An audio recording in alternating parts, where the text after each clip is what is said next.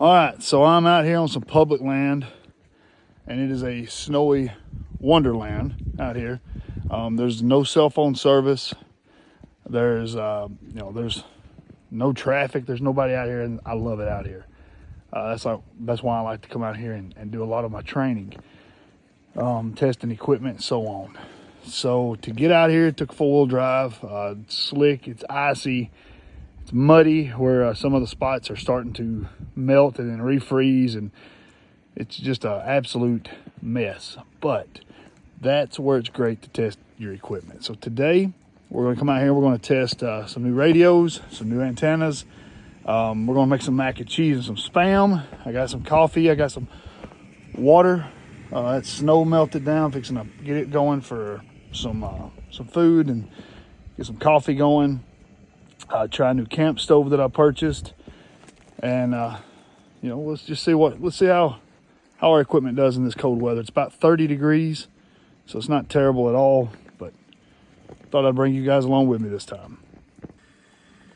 Okay, so the coffee I got today is the Bug Out Brew by Survival Coffee.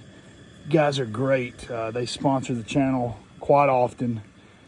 Best coffee that I've ever had. I've purchased a lot of other brands, a lot of well-known brands, but guys, this coffee really is pretty damn good. So go check them out. Survival Coffee. The Bug Out Brew is the kind that I get.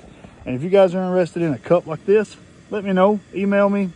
I don't know how anybody wants to buy my merch, but if you do, I'll get you one coming. So y'all just let me know. All right, guys, so we are going to cook a little dinner today. I got the kids some mac and cheese here. Got some hot water going for that. Got some Spam we're going to cut up. We're going to heat it right over here. Get this little dude on. Fire it up. And guys, it's not a perfect meal, but it's a quick meal. And it's something to keep you warm while these temperatures are cold. So make sure you got extra supplies in your vehicle. I ain't saying you got to be able to cook like this, but you need extra stuff in your car just in case something happens on a wintry day or even a summer day. Your car can overheat, break down on the side of the road, get a flat, or God forbid, be in an accident. You might need extra supplies until help arrives.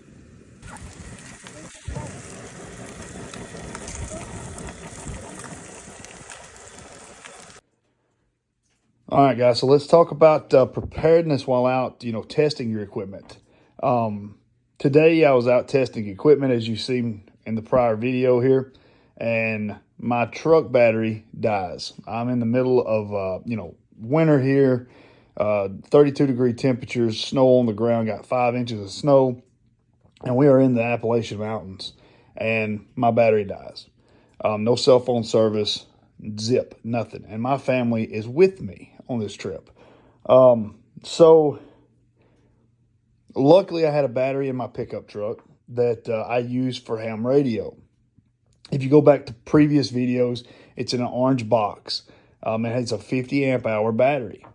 I luckily had alligator clips that was able to clip onto my truck battery, and then was able to clip on to the battery that was good in the back of the truck, the 50 amp hour ham radio battery.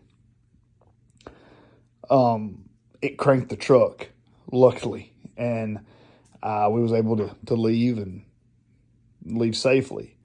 But guys, that's the point of preparedness, right? So I've got a jump box, but it wasn't with me. I have multiple other 12-volt batteries that I use for solar projects that I do around the house. And again, it wasn't with me. What was with me was my gear that I carry every single day. And those pieces of gear have redundancies, and they have multiple purposes. And for this situation, the battery used for ham radio had a multi-purpose, and that purpose was cranking my truck, the ability to crank my truck, to start my truck, to jump my truck, however you want to look at it. So guys, make sure that you think, I'm not going to say that you're going to think of everything to prepare for, but you can think of the little things that you use every day. And things like that is one of them. I was very fortunate. I felt relieved when I heard the truck crank, but I didn't plan for it. But I did plan for situations to arise and being able to problem solve through those situations.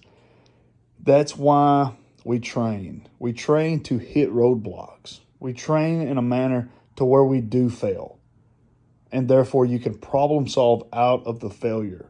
Therefore, when you fail, not even fail, when you hit a roadblock later, you're able to problem solve out of that roadblock and on to the next situation.